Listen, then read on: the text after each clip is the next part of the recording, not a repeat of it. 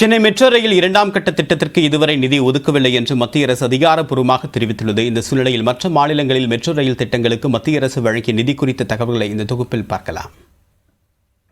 சென்னையில் போக்குவரத்து நெரிசலை குறைக்கும் வகையில் விமான நிலையம், விம்கோ நகர், சென்ட்ரல், பரங்கிமலை ஆகிய 2 வழித்தடங்களில் சுமார் 55 கிலோமீட்டர் தூரத்திற்கு முதற்கட்ட மெட்ரோ ரயில்கள் இயக்கப்படுகின்றன. இதனைத் தொடர்ந்து தற்போது 3 வழித்தடங்களில் 2ஆம் கட்ட மெட்ரோ ரயில் திட்டப்பணி நடைபெற்று வருகிறது. ஆனால் 2ஆம் கட்ட மெட்ரோ ரயில் பணிகளுக்கு நிதி ஒதுக்குவதில் மத்திய அரசு தாமதம் செய்து வருவதாக தமிழ்நாடு அரசு குற்றம் சாட்டி வருகிறது. இந்த நிலையில் மக்களவையில் பேசிய DMK MP Dayanidhi Maran metro rail திட்டப்பணிகளுக்காக ஒதுக்கப்பட்ட நிதி குறித்தும் திட்டத்தின் தற்போதைய நிலை குறித்தும் கேள்வி எழுப்பினார். இதற்கு மத்திய வீட்டு வசதி மற்றும் நகர்ப்புற விவகாரங்கள் துறை இணையமைச்சர் தொகன் சாஹூ எழுத்துப்பூர்வமாக பதிலளித்துள்ளார். அதில் சென்னை மெட்ரோ ரயில் திட்டத்திற்கு எந்த நிதியும் ஒதுக்கப்படவில்லை என கூறப்பட்டுள்ளது.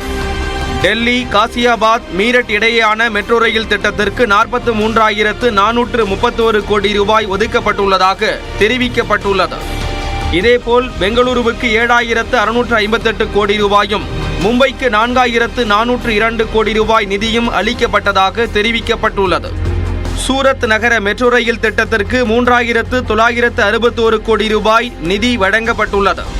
டெல்லிக்கு 3,305 கோடியும், கான்பூருக்கு 2,629 கோடி ரூபாயும் ஒதுக்கப்பட்டுள்ளது.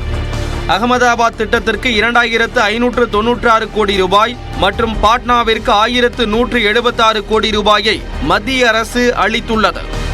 ஆக்ரா, இந்தூர், நாக்பூர், புனே, போபால், கொச்சி நகர மெட்ரோ திட்டங்களுக்கும் தேவையான நிதியை மத்திய அரசு கொடுத்துள்ளது.